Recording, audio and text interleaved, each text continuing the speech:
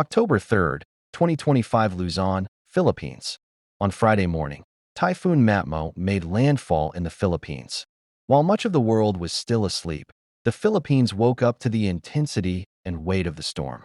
Matmo was unusually strong compared to previous years. It had sustained winds of 165 miles per hour and gusts of up to 190 miles per hour. It was rated as a Category 5 hurricane on the U.S. National Weather Service's scale.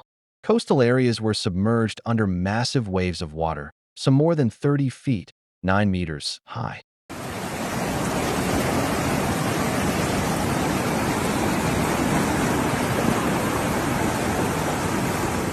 Within minutes, the Philippines was hit by Typhoon Matmo.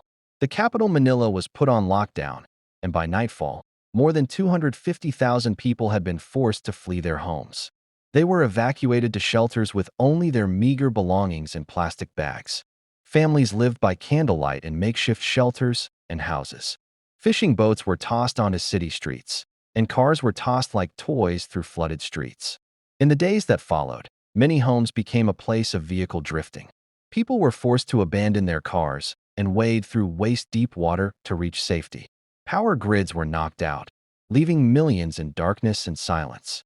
In some areas, classrooms were buried in mud and debris, putting teachers and students at serious risk.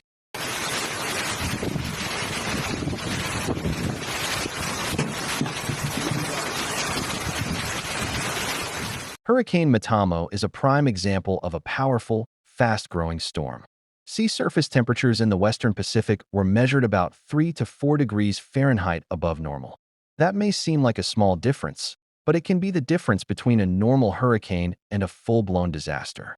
Warm waters act as a huge energy engine, providing the fuel needed to strengthen hurricanes. At the same time, atmospheric conditions were stable and moist, meaning that rain clouds and thunderstorms could grow without hindrance. The powerful storm center was fully formed. Also, weak winds at high altitudes allowed the storm structure to remain organized, and the energy stored in the sea surface was converted directly into speed and destructive force. The combination of these factors quickly transformed Matmo from a strong hurricane into an extremely destructive Category 5 hurricane, producing massive waves and sweeping across vast stretches of coastline. Scientists believe that current climate conditions are causing hurricanes to pack more energy, intensify faster, and cause more damage. As a result, even storms that once seemed low risk can now become major human and economic disasters.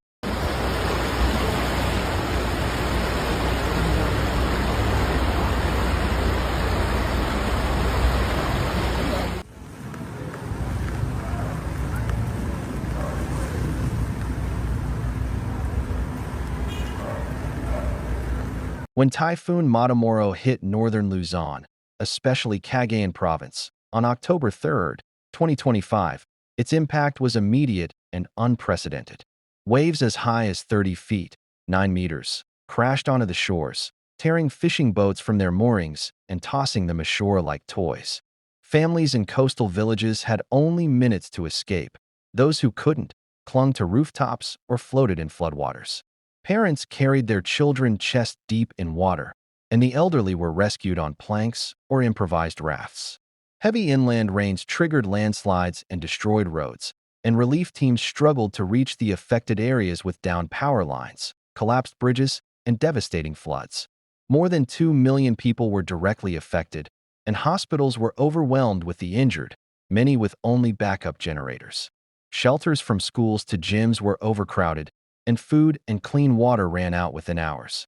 Yet amidst the devastation, people and volunteers formed human chains to save each other, showing that even in the face of nature's fury, human resilience and solidarity can be hopeful.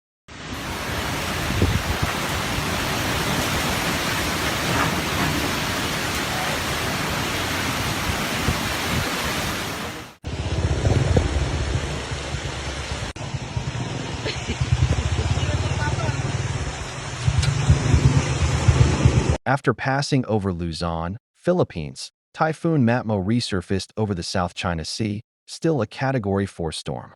It was powered by warm waters and developed into a massive storm system that threatened millions of people in East Asia. In mountainous areas, heavy rains and flooding triggered landslides and blocked roads, and more than 8,000 people were evacuated from vulnerable villages. Families were rescued from rooftops, and even military vehicles and trucks were swept away by floodwaters.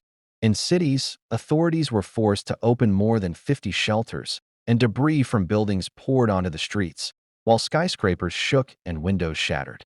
The storm hit Guangdong Province, China, hardest. In Zhuhai, water levels rose by up to 5 feet in half an hour, flooding neighborhoods and shopping malls. In Jiangmen, the monitoring station recorded wind speeds of up to 240 miles per hour, the strongest winds in the region. More than 38,000 firefighters and 5,700 rescue vehicles were mobilized, and more than 1 million people were evacuated to stadiums, schools, and shelters to avoid the storm.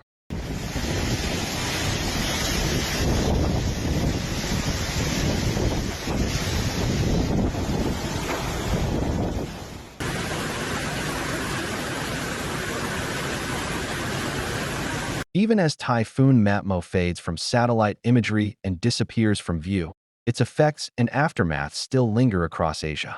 Billions of dollars in damage have been done to infrastructure, homes, and lives, and rebuilding and relief efforts will take months, even years.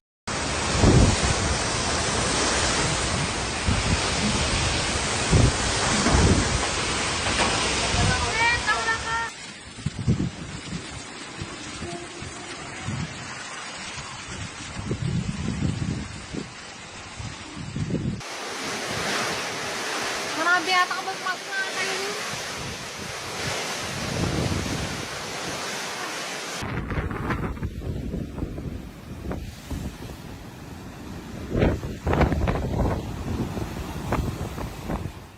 The message goes beyond Asia.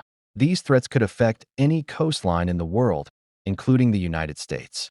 Cities like Houston and California, which are at risk from flooding and wildfires, need to invest in stronger infrastructure and emergency preparedness programs. Tambay lang kami dito ng malakas na hangin at ulan dito sa Kasiguran, Aurora. Subscribe to our channel to regularly follow the latest news, comprehensive information, and detailed developments on natural disasters, so that you can always be informed about important events that occur both in the world and in our region. And Thank you for sticking with us until the end. Don't forget to support us by liking, sharing, and subscribing to the channel so we can share more stories about the realities of climate change and natural disasters with you. Awareness is the first step to saving the future.